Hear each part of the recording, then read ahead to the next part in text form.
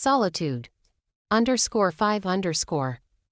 True self-discovery begins where your comfort zone ends. Like a storm, reality woke me up, reminding me that it was not a dream. I felt my limbs get numb, the tears rolled down as I whimpered silently. How could you? I questioned as the tears continued to fall. To say that I was hurt would be an understatement. I was broken and I knew it would take a lot to get me back to my normal self. I got up from the floor and went to sit on the bed. My head was pounding and it was 7 p.m. I switched on my phone and found what I would call death threats from both Chanda and Shubesa. They were claiming that I forged the will and that they would get to the bottom of it. That least of my worries, because a part of me was beginning to think that there was more to the will. I had no knowledge of being a lawyer or running a company, so I didn't see how she could appoint me as sole owner of her firm. When I was beginning to feel dizzy from all the thinking, I put the phone away and poured myself a cup of water. For a minute I sat there again, thinking of the reality I had been faced with, how I would live my life now that she was no more. The following morning I was woken up by August's call. I was able to recognize his number from the calls the previous day. "Hello," I said before I cleared my throat. "I thought I should let you know that Mrs. Chanda is being put to rest today." "Excuse me," I asked, now getting up. I wasn't brought up in a traditional home, but I knew too well that as Africans we took some time to mourn our loved ones before we actually put them to rest. Whose idea was it? I finally managed to ask. "Her daughter." "But why?" He didn't respond and I figured I was asking the wrong person. "We are on our way to Memorial Park, just in case you want to come through," he said before cutting the line. I almost laughed. It didn't make sense to me.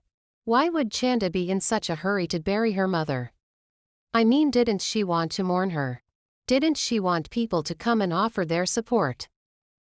Anyway, I didn't have that much time, so I hit the bathroom and took a quick bath. I settled for a black tights and a black blouse.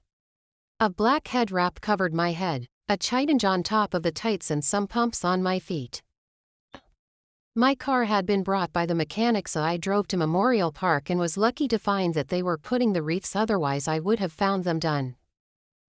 I spotted Chanda on one end with Chubesa standing close to her. I noticed that her eyes were as clear as snow. She didn't look like she had dropped a single tear. A vote of thanks was given, and just like that, Chilesh was gone. I didn't even get the chance to view her body for the last time. I felt Chanda's burning gaze when she walked past me to her car, but I didn't care less. When they were all gone, I picked up a rose from one of the buckets that had been left behind. I gently placed it on the grave and let myself go. I cried, not that she was gone, but that she didn't say goodbye. I cried because I would never know another love like the one she had shown me. I cried because I wouldn't know how to stand on my 2 feet again.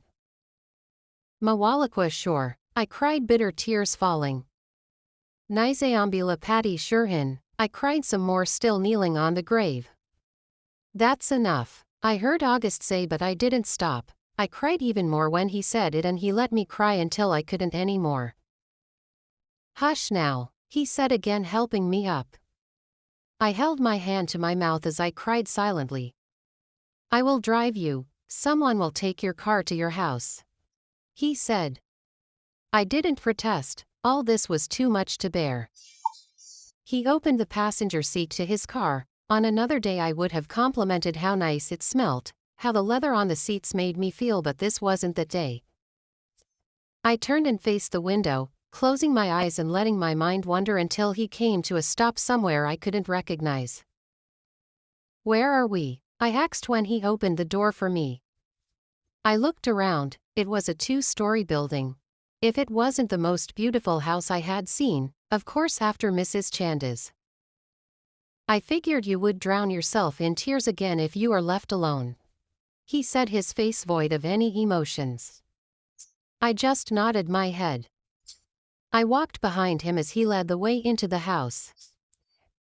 It looked lonely. Yes, it was expensively decorated with nice furniture and paintings, but there was something about it that made it feel like a grave. "Don't cry," I said, pushing back the tears as I looked up. Would you like anything to drink? Water will be fine, I said. Make yourself comfortable. I watched him walk away. When he was back, he had a glass of water on a tray. Thank you, I responded. I took 3 sips from it, then set it back on the tray. I prepared a spare room for you just in case you might need it. You did what? I saw how you were yesterday. I wasn't in the mood, so I just nodded my head. I looked around the room that he said was the spare bedroom. It was spacious with a beautiful view at the balcony. The white curtains were blowing as the September wind hit them. The walls were painted gray, with a gray armchair on one side. The center carpet was gray with blush pink and white beddings. For a minute I thought I was in a different house.